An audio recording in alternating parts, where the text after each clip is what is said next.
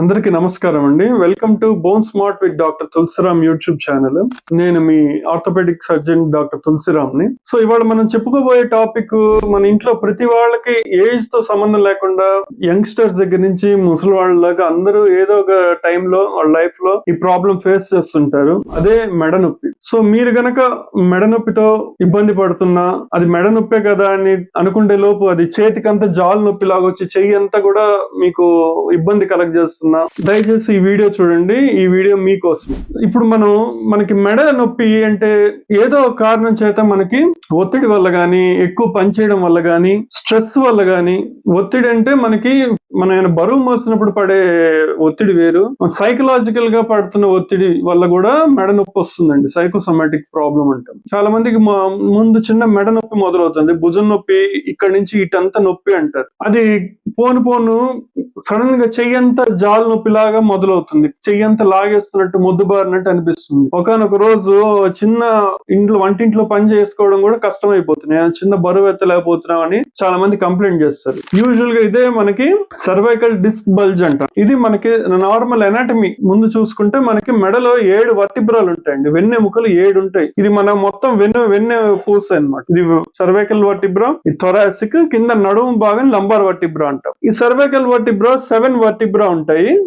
రెండు వర్టిబ్రా మధ్యలో మనకి డిస్క్ అనేది ఉంటుంది. డిస్క్ నీటితో తయారు చేయబడుతుంది. 90% of disc is made up of water. So ఎప్పుడైతే మనం డీహైడ్రేషన్ ఉంటుందో, లేకపోతే ప్రెషర్ ఎక్కువ అవడం వల్ల గానీ ఆ డిస్క్ లో చిన్న పగులు వచ్చి, ఆ డిస్క్ లో మధ్యలో న్యూక్లియస్ పల్పోస్ అంటాం, అంటే జెల్ లాంటి ఫ్లూయిడ్ బయటకు వస్తుంది. దాన్ని డిస్క్ ప్రొలాప్స్ అంటాం. అది ఎప్పుడైతే బయటకు వస్తుందో, మీకు ఇక్కడ ఈ బొమ్మ చూసినప్పుడు ఇది 2 వర్టిబ్రాస్, ఈ మధ్యలో డిస్క్ అండి. ఈ వర్టిబ్రా మధ్యలో నుంచి మనకి వెన్నుపూస, ఈ బయటకు వచ్చేవి నరాలు. సో ఎప్పుడైతే మన ఒత్తిడి ఎక్కువ అవుతుందో, ఇట్లా మీకు కనబడుతుంది కదా, ఇట్లా బయటకు వచ్చి ఈ నరం, ఎల్లో కలర్ నరాన్ని ప్రెస్ చేస్తుంది. ఎప్పుడైతే ఈ నరం ఒత్తుకుపోతుందో, ఈ నరం మనకి ఏ చేతికైతే సప్లై చేస్తుందో, ఈ కుడి నరం అయితే చెయ్యంతా, కుడి చెయ్యి నొప్పి మొదలవుతుంది. ఎడం వైపు డిస్క్ వచ్చినప్పుడు, ఇట్లా బల్జ్ అయినప్పుడు ఎడం చెయ్యి జాల్ లాగా వస్తుంది. అచ్చంగా సెంట్రల్ డిస్క్ అంటాం, అంటే డైరెక్ట్ గా స్పైనల్ కార్డ్ ఒత్తుతుంటుంది అనమాట, ఇట్లా ప్రెస్ అయిపోయి. అప్పుడు అచ్చంగా మనకి మెడ నొప్పి, ఈ చేతి జాల్ నొప్పుల కన్నా కూడా మెడ నొప్పి ఎక్కువ ఉంటుంది.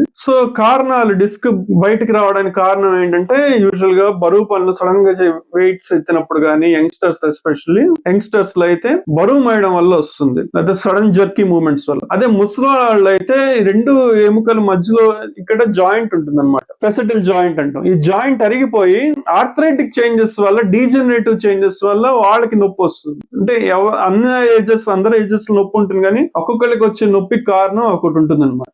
మెకానికల్ కాజెస్ వల్ల వచ్చే డిస్క్, జారిన డిస్క్ యంగ్స్టర్స్ లో వస్తుంది. డీజనరేట్, అరుగుదల వల్ల కరిగిపోయి, లేకపోతే ఆర్థరైటిక్ చేంజెస్ రావడం వల్ల వచ్చే మెడ నొప్పి వృద్ధుల్లో వస్తుంది అనమాట. సో ఎప్పుడైతే వస్తుందో, వీళ్ళకి చాలా మంది ముందు ఏం చెప్తారంటే, చాలా మందికి మెడ నొప్పి అంటారు, మెడ పట్టేసినట్టు ఉంటుంది, తల వంచలేకపోతున్నా అంటారు. కొంతమందికి మెడ నొప్పి లేకుండా డైరెక్ట్ గా జాల నొప్పితోనే డాక్టర్ దగ్గరికి ప్రెజెంట్ అవుతారు. వాళ్ళకి సాధారణంగా అందరు చెప్పే కంప్లైంట్ అంటే, ఒకటి టింగ్లింగ్ సెన్సేషన్, అంటే జుమ్ జుమ్ అంటుంది చెయ్యంతా, వేళ్ళంతా తిమ్మిరి లెక్కినట్టు ఉంటుంది. ఒకటి ముద్దు బారినట్టు అనిపిస్తుంది, చెయ్యంతా బరువు అనిపిస్తుంటుంది.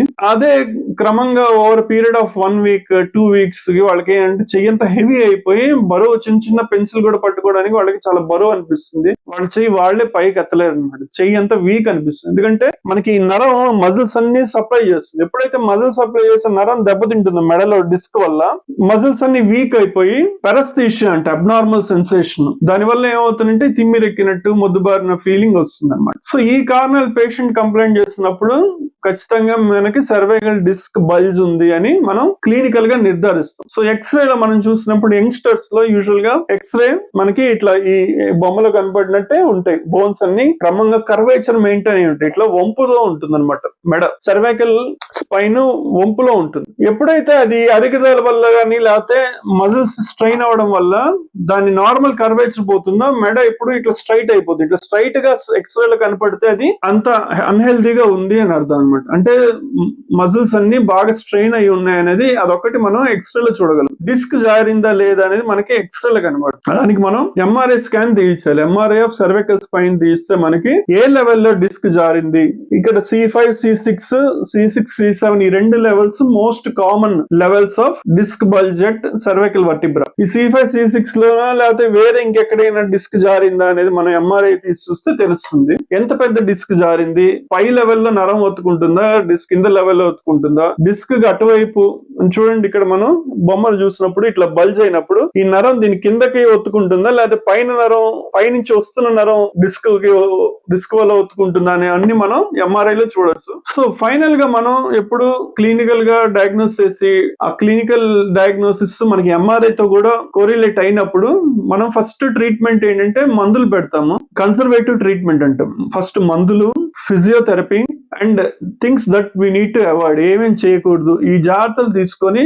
మనం ముందుకెళ్తాం అనమాట. మందులు ఏమంటే NSAIDs అంటారండి, అంటే పెయిన్ కిల్లర్స్. మందులు వాడడం ద్వారా చాలా వరకు నొప్పి తగ్గుతుంది. అంటే సడన్ గా బరువు ఎత్తి మెడ పట్టేసిన వాళ్ళకి, మజిల్ స్ట్రెయిన్ అయిన వాళ్ళకి, మజిల్ స్పాజం వచ్చిన వాళ్ళకి ఈ యాంటీ స్పాస్మోటిక్స్ గానీ ఎనాల్జెసిక్స్ వాడితే రిలీఫ్ అవుతుంది. కొంతమందికి సైకోసోమాటిక్ ప్రాబ్లం ఉంటుంది. కొంతమంది డిప్రెషన్ ఉన్న వాళ్ళకి, లేకపోతే కొంతమందికి యాక్సిడెంట్స్ అయ్యి ట్రామా జరిగి దాని ద్వారా మెడ పట్టేయడం అట్లా ఉంటుంది. వాళ్ళకి ఏంటంటే సైకలాజికల్ గా కొన్ని ఫియర్స్ వల్ల గానీ, సైకలాజికల్ స్ట్రెస్ వల్ల గానీ ఆ మెడ నొప్పి ఈ మామూలు మాత్రలకి తగ్గవు. వాళ్ళలో మనం యాంటీ డిప్రెసెంట్స్ పెడతాం అనమాట. ఓకే, సో వాటితో పాటు మనం ఫిజియోథెరపీ కూడా చేయించాలి. ఫిజియోథెరపీ ఏముంటాయి, స్ట్రెచింగ్ ఎక్సర్సైజెస్ ఉంటాయి అండ్ టెన్స్ థెరపీ అంటాం, అంటే ట్రాన్స్క్యూటేనియస్ ఎలక్ట్రిక్ నర్వ్ స్టిమ్యులేషన్ అన్నమాట. సో దాంతో మనకి ఎలక్ట్రిక్ కరెంట్ ద్వారా మనం నొప్పిని తగ్గించే అదొక ప్రక్రియ. నెక్స్ట్ అల్ట్రాసౌండ్ థెరపీ అంటాం, అల్ట్రాసౌండ్ గైడెడ్ థెరపీ. ఇవన్నీ కూడా హీట్ జనరేట్ చేసి మజిల్ లో ఉన్న స్పాజం ని, బ్లడ్ సర్క్యులేషన్ పెంచడం ద్వారా స్పాజం ని తగ్గిస్తుంది అనమాట. ఓకే, ఇవి ఫిజియోథెరపీ.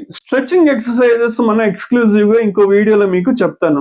ఏ ఫిజియోథెరపీ చేస్తే మనకి మెడ నొప్పి ఇట్టే తగ్గిపోతుంది అనేది మనం నెక్స్ట్ మీకు వివరంగా చెప్తాను.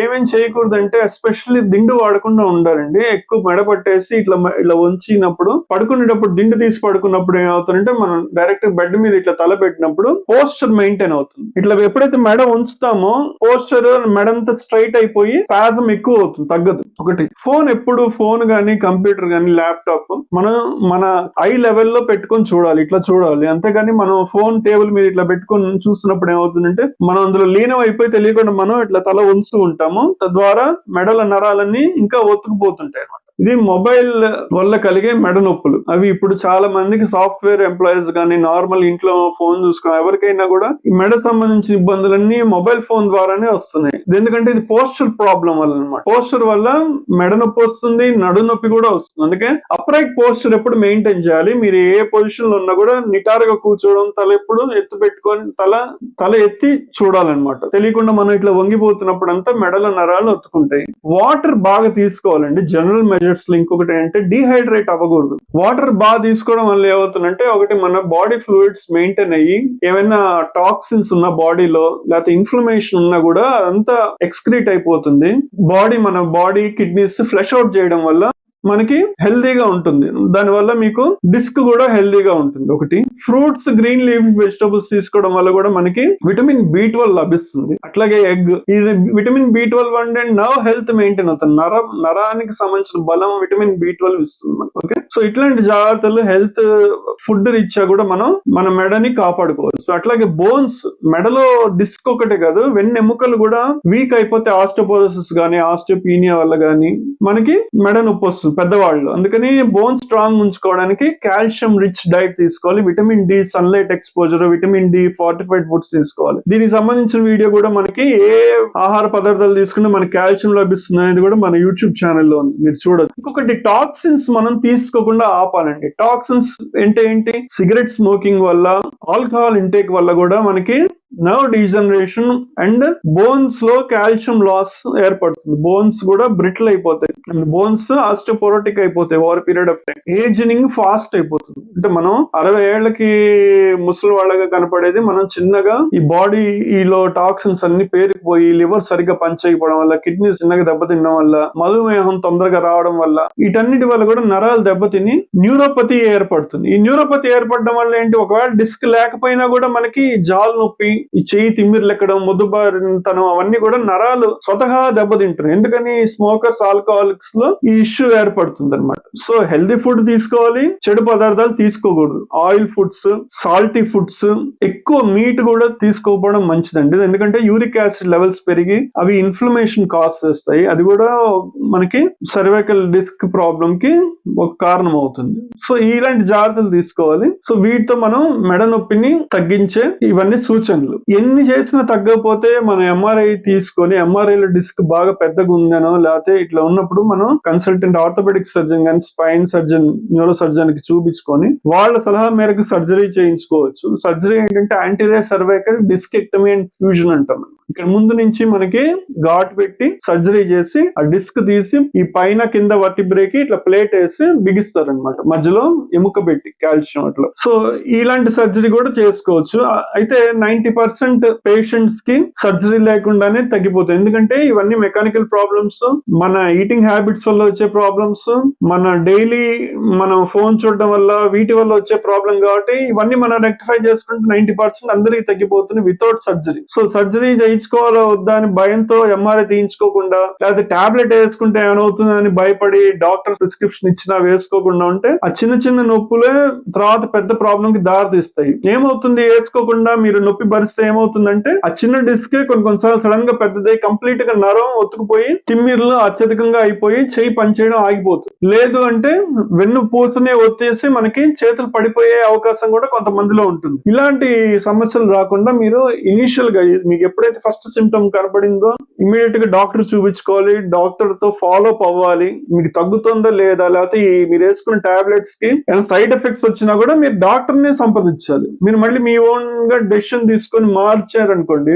మీకు తగ్గకపోగా అది ఎక్కువ అవుతుంటుంది, డాక్టర్ పేషెంట్ రిలేషన్షిప్ కూడా దెబ్బతింటుంది. సో మీకు డాక్టర్ మీద కాన్ఫిడెన్స్ పోతుంది. సో ఎప్పుడైనా ఏదైనా ఇష్యూ ఉన్నప్పుడు మీరు ఫస్ట్ ఎవరిని కన్సల్ట్ అయ్యారో వాళ్ళతోనే మీరు డిస్కస్ చేసుకోవాలి. నాకు ఈ టాబ్లెట్ పడట్లేదు అన్నప్పుడు ఆ డోసేజ్ మార్చమో, లేకపోతే మీ హెల్త్ కండిషన్, మీ బాడీ రీత్యా వేరే టాబ్లెట్ ప్రిస్క్రైబ్ చేస్తారు doctor. So always stick on to one doctor. So అది మీ హెల్త్ బెనిఫిట్ కోసం. ఓకే, సో ఇలా కేర్ తీసుకున్నప్పుడు మీకు ఈ మెడ నొప్పి ఖచ్చితంగా తగ్గిపోతుంది. So stay tuned with doctor Tulsiram for more health update. Thank you.